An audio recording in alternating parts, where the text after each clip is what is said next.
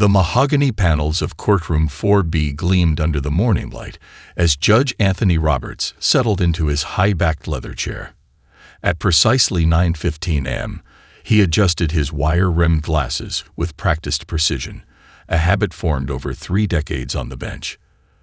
The familiar weight of his black robes and the subtle scent of lemon-scented polish from the wooden barriers brought a sense of comfort to his daily routine.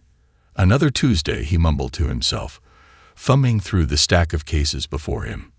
The morning docket was particularly heavy, 37 cases, mostly traffic violations and minor infractions. His clerk, Martha, had arranged them in alphabetical order, just as she had done every day for the past 15 years. Through the tall windows behind him, sunlight painted golden stripes across the sea of anxious faces in his courtroom. Judge Roberts observed the usual morning crowd, nervous first-time offenders clutching their paperwork, seasoned attorneys checking their watches, and court officers maintaining their vigilant posts by the doors. As he reviewed the first case file, his mind wandered to his upcoming retirement dinner. Only 2 years away from hanging up his robes, he had begun to contemplate his legacy. His colleagues often praised his efficiency. "Roberts runs a tight ship," they'd say. He took pride in maintaining order, processing cases swiftly, and keeping his courtroom running like a well-oiled machine. The gentle creak of the courtroom doors drew his attention as a young law clerk hurried in, arms laden with additional files. Judge Roberts checked his watch. 9:29 a.m. He preferred to start precisely at 9:30, not a minute earlier or later. Time management, he believed, was the cornerstone of justice. "All rise." The bailiff's voice boomed through the chamber, snapping everyone to attention. Judge Roberts straightened his posture, adopting the demeanor that had earned him respect, and sometimes fear among those who appeared before him. As he gazed across the courtroom, he noticed an unusual energy in the air, different from the typical morning tension. Martha approached his bench, sliding a yellow sticky note beside his water glass. "Judge," she whispered, "the Thompson case has been rescheduled." He nodded, making a quick notation in his calendar. The Thompson case had been weighing on his mind, a complex property dispute that would have taken hours. Its postponement meant he could move through today's docket even more efficiently. What Judge Roberts couldn't know was how this schedule change would set in motion a series of events that would challenge everything he thought he knew about justice, efficiency, and his own deeply held beliefs. As he prepared to call the first case, he remained blissfully unaware that among today's seemingly routine proceedings sat a case that would become a turning point in his distinguished career. "Court is now in session," he announced, his voice carrying the authority of his position. The shuffling of feet and rustling of papers settled into silence. Judge Roberts picked up the first file, ready to begin another day of administering justice as he had always done, swiftly, decisively, and with unwavering certainty in his judgments.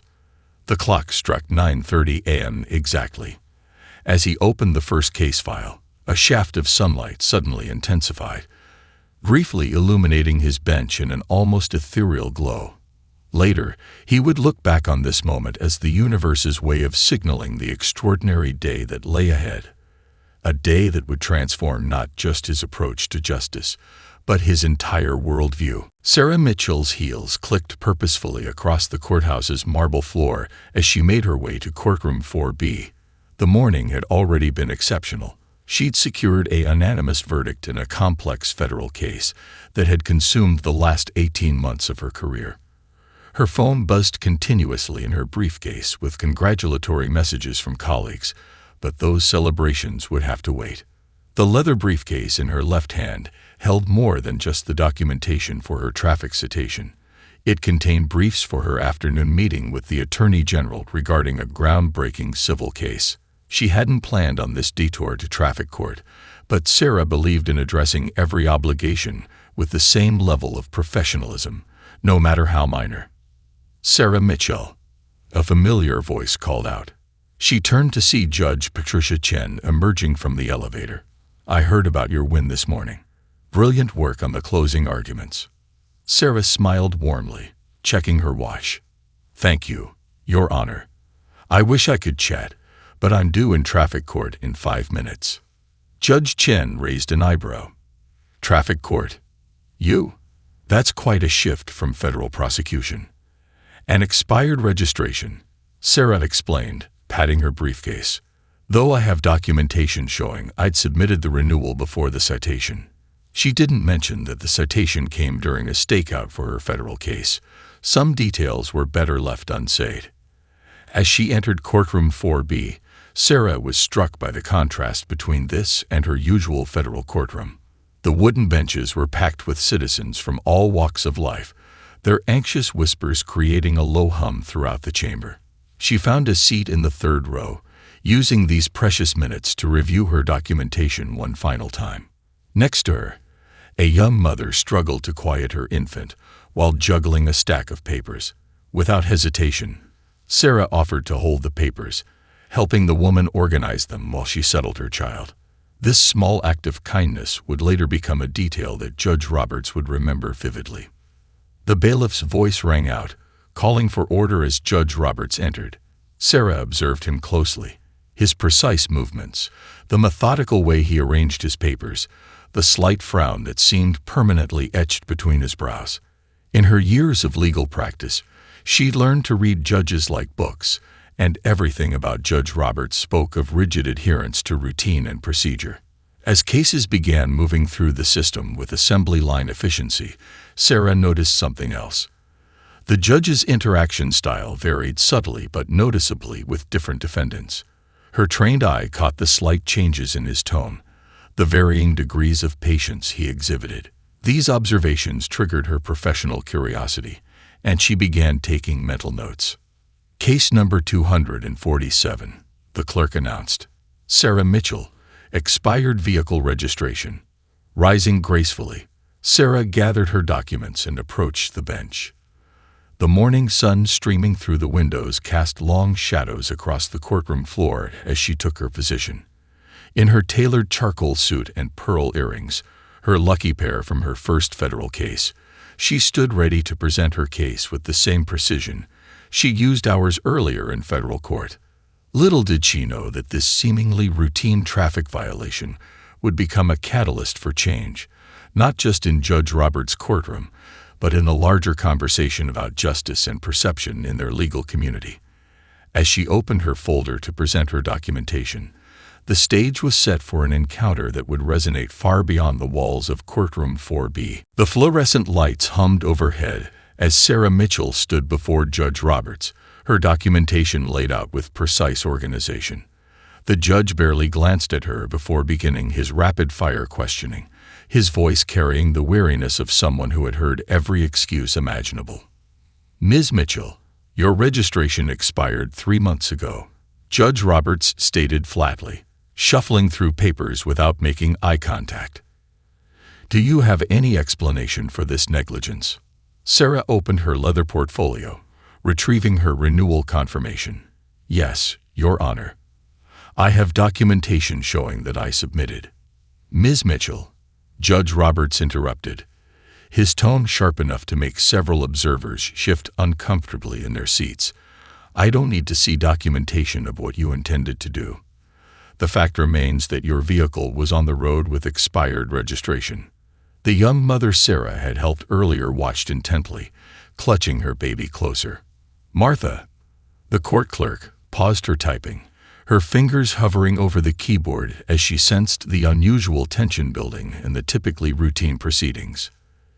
Your Honor, if you'll allow me to explain. Sarah tried again, her voice steady and professional. The renewal was processed and approved before the citation was issued. There was an administrative delay in. Judge Roberts held up his hand, silencing her mid-sentence. Ms. Mitchell, this court sees hundreds of cases like yours every month. Everyone has a story, everyone has an excuse. The law exists for a reason, and my job is to uphold it. Sarah stood perfectly still, her posture remaining dignified despite the dismissive treatment.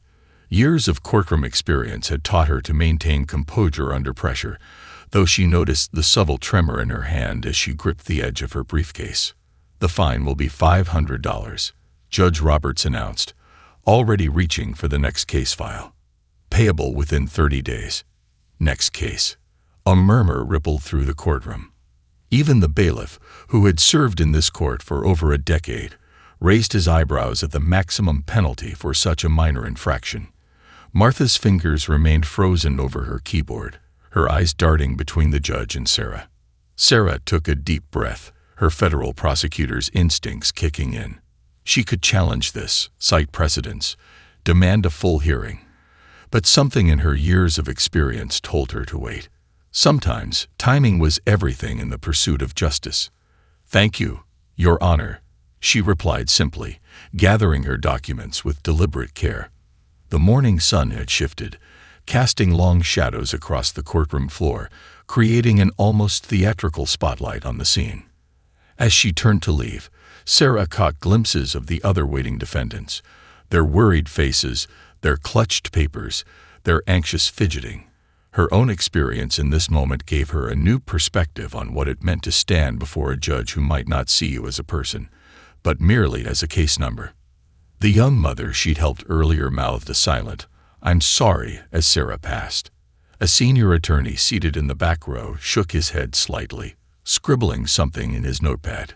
The air in the courtroom felt heavy with unspoken thoughts and suppressed reactions.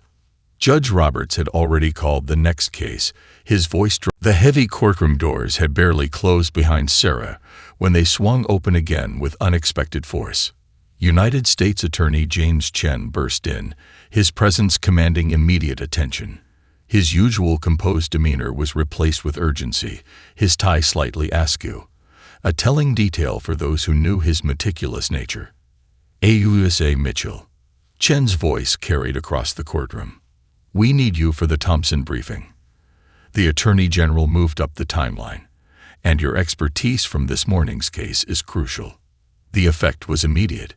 Judge Roberts' hand froze mid-signature, his pen hovering above the paper like a suspended moment in time. The title, AUSA, Assistant United States Attorney, rang in his ears, causing him to slowly lift his gaze from his papers for the first time that morning. Sarah turned, her professional mask still perfectly in place. "Of course, sir. I'll be right there." She adjusted her briefcase, preparing to leave, when Chen continued. "Brilliant work this morning, by the way. A unanimous verdict in 2 hours. The Deputy AG is particularly impressed. He's mentioned expanding the task force under your leadership." The courtroom had fallen into a profound silence. Even the usual shuffling of papers ceased. Judge Roberts found himself staring at Sarah with new eyes, seeing not just her tailored suit and pearl earrings, but recognizing the accomplished federal prosecutor who had made headlines with her recent string of high-profile successes. "Martha," the court clerk, cleared her throat softly. "Your Honor, shall I proceed with the next case?" But Judge Roberts didn't respond. His mind was racing through the previous interaction, replaying every dismissive word, every interrupted explanation. The weight of his hasty judgment pressed heavily on his shoulders as he recalled her attempted explanations about the registration renewal. Sarah and Chen were already heading toward the doors when Judge Roberts found his voice. "Counselor Mitchell," he called out, his tone markedly different from minutes before. "A moment, please." The entire courtroom seemed to hold its breath. Sarah paused, turning back with perfect poise. "Yes, Your Honor." In that moment, Judge Roberts saw something he had missed earlier: the quiet dignity, the unwavering professionalism, the depth of experience in her eyes. He saw a reflection of everything he had once aspired to be as a young lawyer, before routine and presumptions had clouded his vision. He began, then stopped, aware of every eye in the courtroom upon him.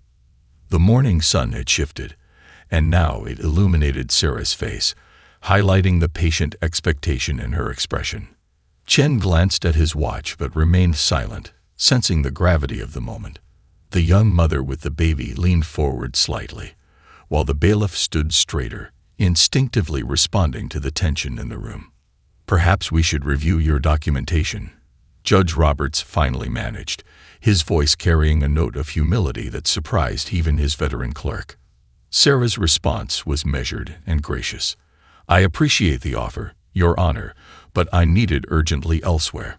Perhaps this can serve as a reminder that every person who stands before this bench deserves the same careful consideration, regardless of their title or appearance." With those words, she and Chen departed, leaving behind a courtroom thick with contemplation. Judge Roberts sat back in his chair, the remaining case files forgotten for the moment. In the span of 5 minutes, his entire world had shifted on its axis, and he knew nothing would ever be quite the same. The afternoon sun cast long shadows across Judge Roberts' private chambers as he sat alone at his desk, his untouched lunch growing cold beside him. His black robes felt unusually heavy on his shoulders as he stared at his reflection in his darkened computer screen, seeing himself clearly for the first time in years. He reached for the small silver frame on his desk, a photograph of his mother, Margaret Roberts, who had raised him alone while working as a high school teacher. Her words echoed in his memory. "Anthony, true justice sees the person, not just the case." How far had he strayed from that simple wisdom? Opening his leather-bound journal, he began to write, his pen moving swiftly across the page. "Today, I became the very thing I once despised. A judge who saw titles instead of people." His hand trembled slightly as he documented the morning's events, forcing himself to confront every assumption, every dismissive gesture, every moment of unconscious bias. Martha knocked softly before entering with afternoon files, pausing as she noticed his distress. "Judge, should I reschedule your afternoon cases?" "No," he replied, straightening in his chair. "But Martha, would you bring me the records of my decisions from the past month? All of them." As Martha returned with the files, Judge Roberts began a meticulous review. Each case represented a person whose life he had impacted, perhaps irrevocably, with decisions made in haste. Patterns emerged that he could no longer ignore.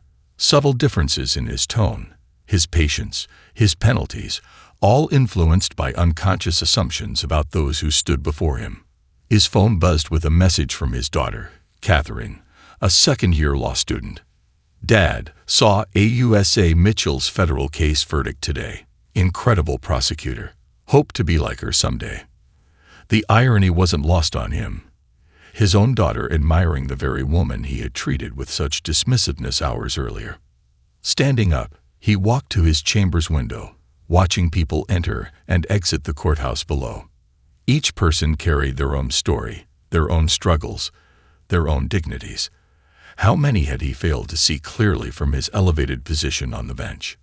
He returned to his desk and pulled out a fresh legal pad, beginning to outline changes he needed to make. First on the list, listen fully before deciding. It seemed so basic, yet he had forgotten this fundamental principle in the machinery of daily routine.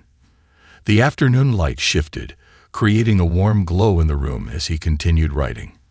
His list grew. Implementing a new procedure for reviewing documentation, allowing complete testimonies, examining his own reactions for hidden biases. Each item represented not just a procedural change, but a step toward becoming the judge he had once aspired to be. In the middle of his writing, he paused, picking up his phone. He needed to make one crucial call to the administrative office of the courts. "This is Judge Roberts," he began. "I'd like to enroll in the upcoming Judicial Bias Training Program, and I'd like to discuss implementing it as a requirement for all judges in our district." As he put down the phone, Judge Roberts noticed his reflection again in the window. The same face, but somehow different. The weight of his morning revelation had carved new lines of understanding around his eyes, but also sparked a determination he hadn't felt in years. Martha appeared at his door again. "Judge, your afternoon session begins in 5 minutes." He nodded, standing and adjusting his robes. This time, when he walked back into his courtroom, it would be with new eyes and an awakened heart, ready to deliver not just verdicts, but true justice. The courthouse cafe buzzed with afternoon activity, but the corner table where Judge Roberts sat felt like an island of calm.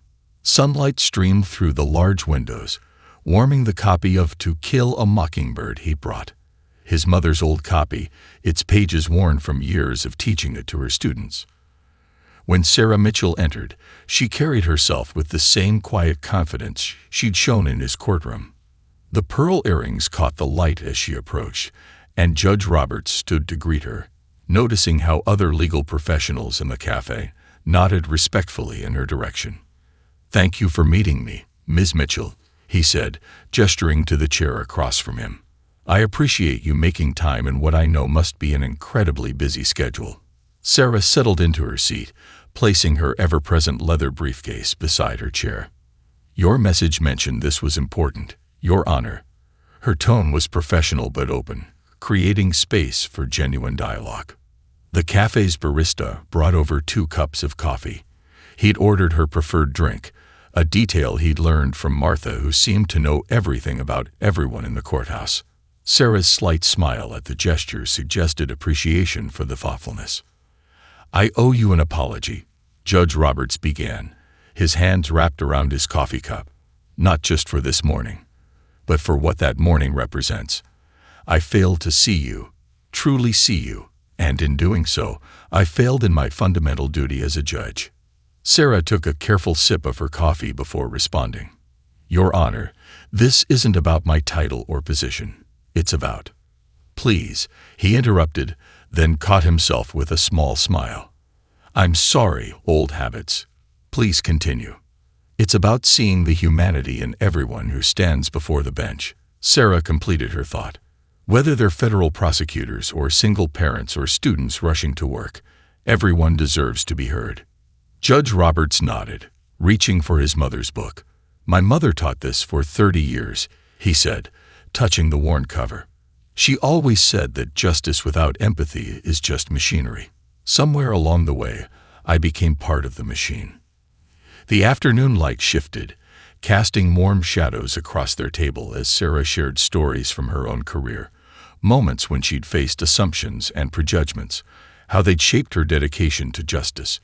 Judge Roberts listened with complete attention, the way he should have that morning. "You know," Sarah said, "my presence in your courtroom this morning wasn't just coincidence.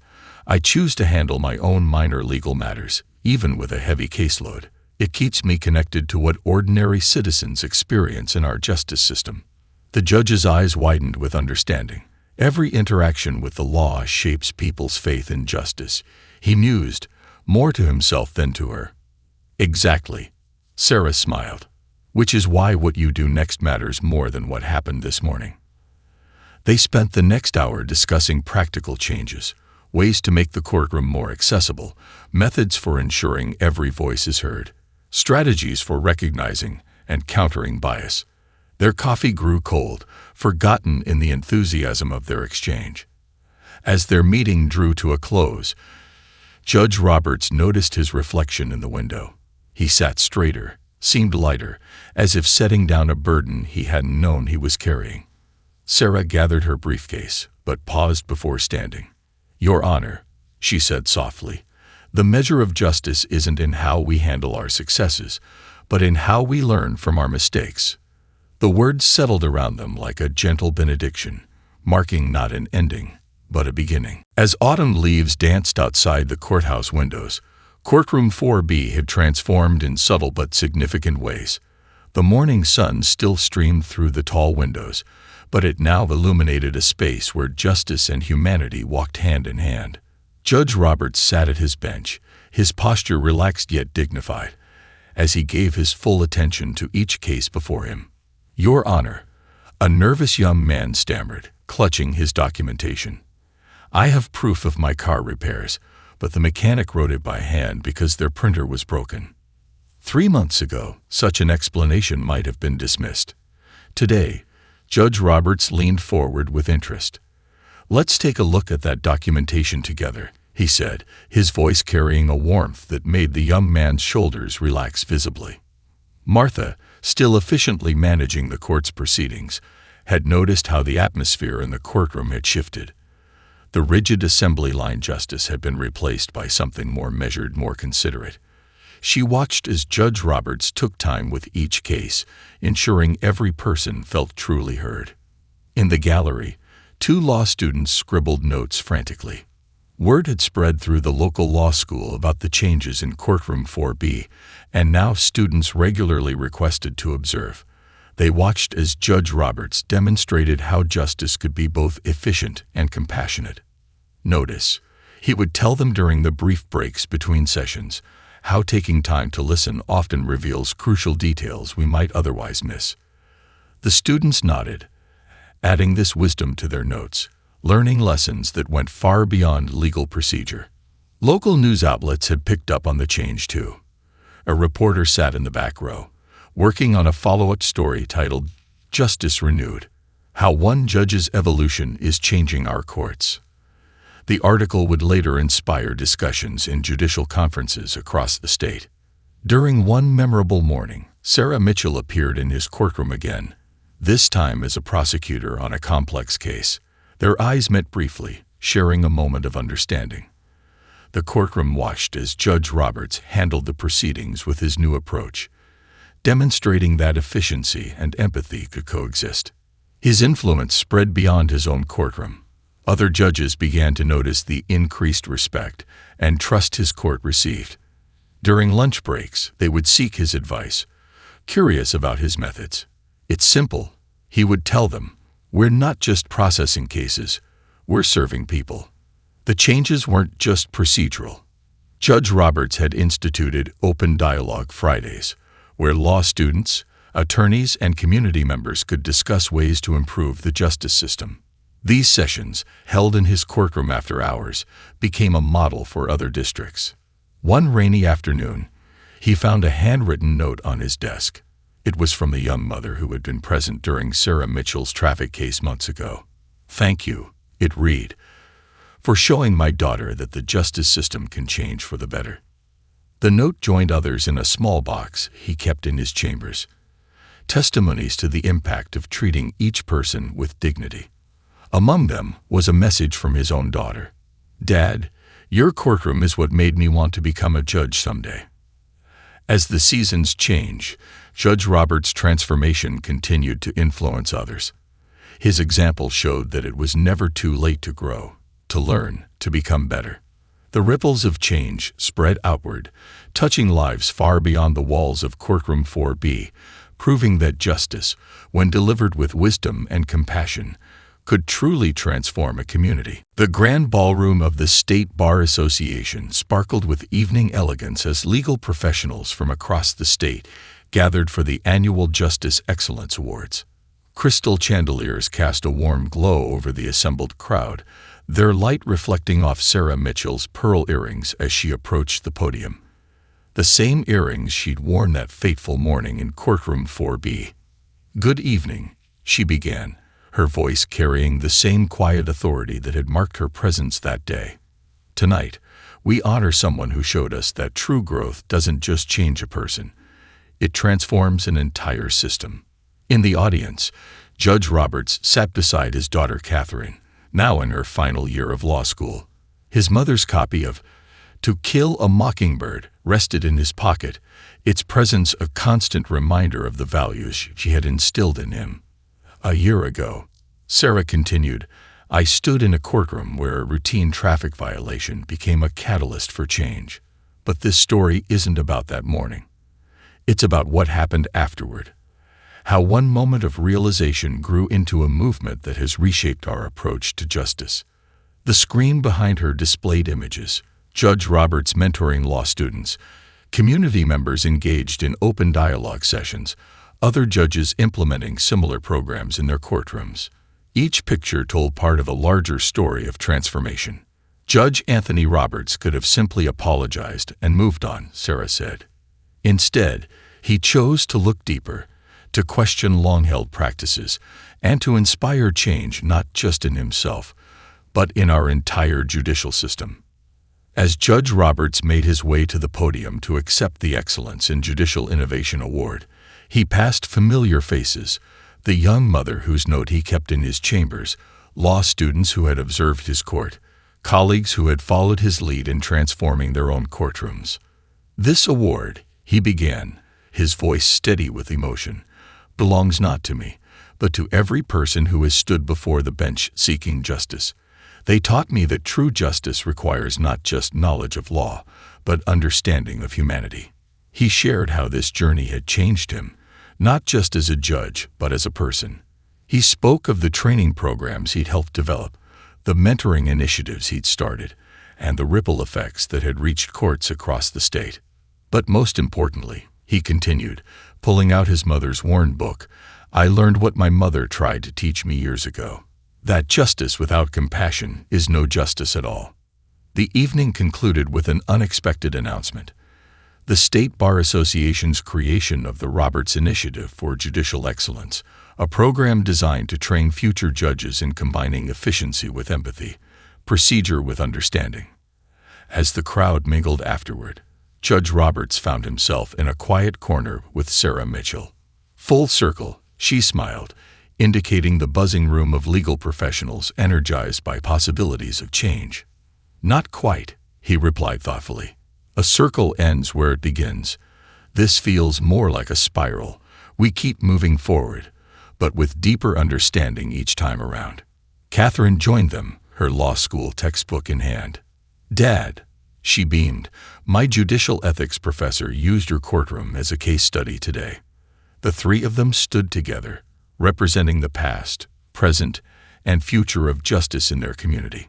Through the ballroom's windows, the evening stars shone brightly, as if marking this moment when personal growth had blossomed into lasting institutional change. The story of Judge Roberts and Sarah Mitchell would be told in law schools for years to come, not just as a lesson in judicial conduct, but as proof that it's never too late to learn, to grow, and to transform a system from within.